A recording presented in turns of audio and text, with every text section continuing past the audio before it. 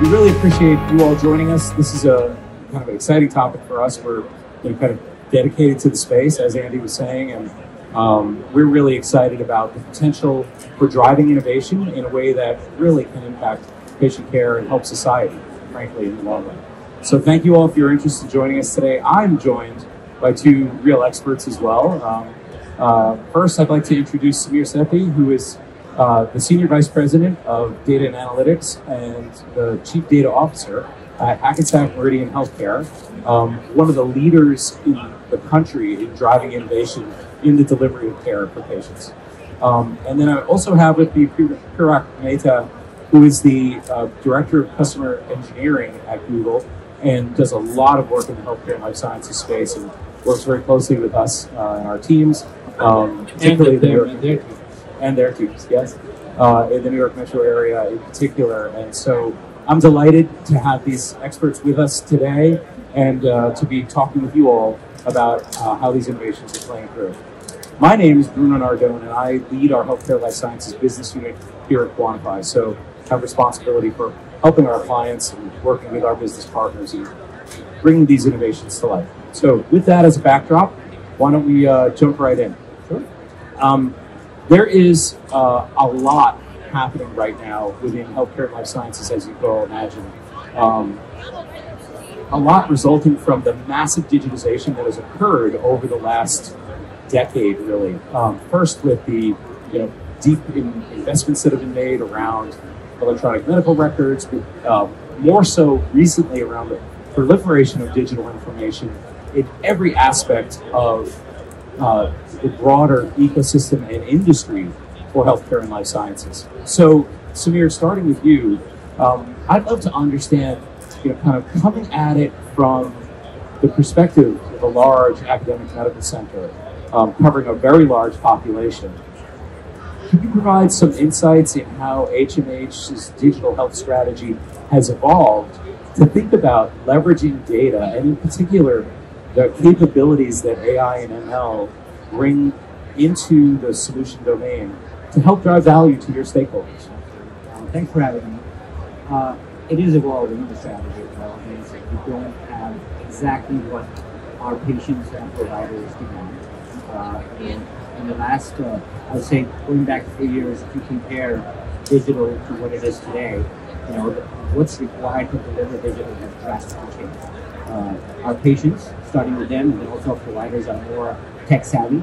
Them being remote has allowed them the luxury of experimenting and building content on certain tools that didn't quite exist in mainstream healthcare delivery. So I think we have had to pivot to bringing these things up to speed fairly quickly, right? Using technology.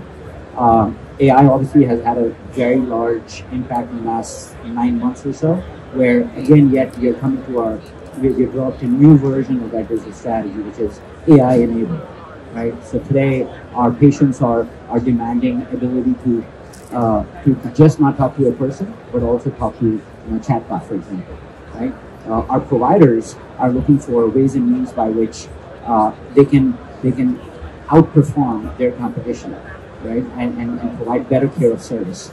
So that's what has prompted us to pivot and provide digital in a different way from what it was 3 years ago, actually different way from now, or it was 6 months to a year ago. Yeah, very exciting. But maybe building off of that, Google has obviously been making some real bold investments, if you would, in the healthcare and life sciences space, particularly around large language models and the investments and commitment that you've shown with MedPalm as a specific area that has got a lot of us excited about what can be. Can you talk a little bit more about how you see that playing out in the market? Sure. Thank you for having me. And I've been in Google for almost 8 years, and this is, I think, a pinnacle year so far in my small journey, where you've seen healthcare make significant advances, just from an industry standpoint, in our investments in this particular industry. As you all know, I think having two top research teams in the world, Google Brain, and the other one across the Atlantic, I think we have some very smart talent. The Palm model was released a lot of our LLM is based on that. MedPalm is a medical or a healthcare specific Palm model, which is trained on okay, specific data. MedPalm 2 was just released in June, and I'm super excited about what it brings. I will share two particular use cases that one of our customers is going to launch using MedPalm 2. So I think first is around, and we talk about operational efficiency between the physicians and the patients. Doctors oftentimes, when they are making the rounds, they are taking notes. And eventually, these notes make their way into the EHR. All these processes are manual today. I think, with MedPalm 2, our intent is to empower the physicians to take, medically accurate notes and make it connectors to kind of basically have it associated with the EHR records. I think one of the other issues we're trying to solve with one of our customers is around nurses changing shifts. When the shift changes with nurses, I think there's a handoff, and that handoff is also manual. Sometimes there is lost in translation. Some information is shared, some is left out. So I think we are also empowering our nurse community to make it easier. And have the power of Gen AI helps them create handoff notes between shifts. So super thrilled to bring that. Yeah, it's so fascinating to think about all the dimensions that Gen AI can really play an important role, whether it be around improving clinical outcomes, improving performance outcomes, helping our workforce with getting through their day more effectively without as much burnout, to kind of alleviating some of the unnecessary burdensome tasks that could be automated, and where improvements in production can really make a big difference. And again, with the bottom line being better services to the community that we ought to be looking to serve better. Samir, I'll kick it back to you. As you talked a little bit about your strategy overall for artificial intelligence, machine learning, how that has impacted your digital transformation journey. As now Gen AI becomes such a focus in the way we think about what's in the toolbox that we can bring into the workspace of your key stakeholders, whether they be staff or the community that you're serving. How is that now starting to trickle into your strategy and some of the things that you're excited about doing over the next 1 to 5 years? Yes, we've thought about this quite a bit. We see the potential in three buckets. One is operational efficiency, right? This is where we try to work with just not providers, but also hospital operators in bringing efficiencies that AI can bring to their work. Right? These use cases are less risky, right? Where and it could be an example would be where we are helping a physician write a response to an email that they received as what's called an in-basket message. Right.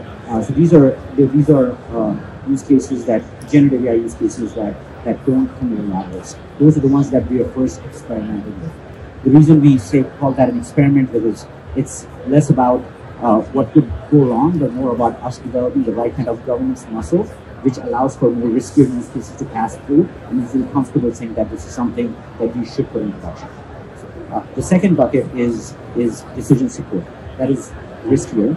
That's where we are enabling physicians through the power of data and analytics to deliver a point of decision or help with a point of decision that a physician has to take for a patient or with a patient. And the third piece is patient experience, which is again a high risk area. And this is where we are focusing on patient education, patient enablement around making appointments. A good use case that we've been thinking through is the ability, and we've been working with Google with this, is the ability to schedule an appointment using a chatbot. So while some of that exists today, what we are further extending it with the help of Google and partners around how do we make sure we educate the patient at the time of making the appointment around how much time will it take for them to get there. Why do we do that? We do that because no-shows are a big problem for us. So we're integrating with the Google APIs and other capabilities by which not only will we provide that digital experience for the patient to make an appointment with the right doctor, but also have them think through how will they get there and how long will it take for them to get there, because that's benefit to us. So that's how, these are the three buckets that we're sort of divide all our use cases. And for us today, it's a very risk versus reward game, right? We are focusing on risks. We are de-risking our strategy around delivery of AI today. And I think over the next few years or next few months, we'll start to get more risk. Yeah, that's exciting. You touched on something that I want to pivot back to you now, Prerak, to sort of get your feedback around. Early in your comments, just on the previous question, you talked about governance. A big part of what I know, from a lifetime in the healthcare, life sciences area, we always worry about is how do we maintain the trust of the community we're serving, and how sacred that is a provider organization to do that. Maybe, Prerak, can you talk a little bit about some of the ways that Google is helping clients to manage that trust and be successful with the governance of the data, in particular with the power of Gen AI now to reach into such diverse and deep data sets, to bring information together summarized in different ways, such that they have the confidence to go forward boldly with some of the exciting innovations that we're contemplating? I think one of the key differentiators of the Google Cloud is, security is built from ground up in all of our products. And it is not different as we embark on the Gen AI journey. I don't think it's any different. I think, it's also one of the significant investment areas for us as an organization as we kind of go forward, and has always been. In Google Cloud, whenever you are training your models in our Gen AI platform, your data, as you mentioned, sacred to you. So a lot of it is sensitive information.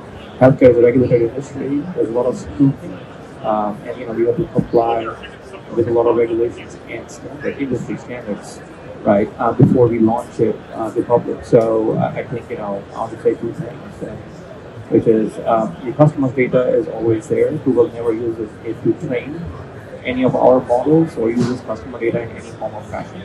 There's a pretty strict boundary around the customer data, right? So we have no visibility into it. Same applies, when you think about data security within cloud, right? It is the exact same standards, even in the new world, in the Gen AI world. When we think about patient information coming in and us talking to multiple systems and building connectors and plugins into what potentially will be enterprise Spark, let alone Mehta, and some of the other models in the model garden.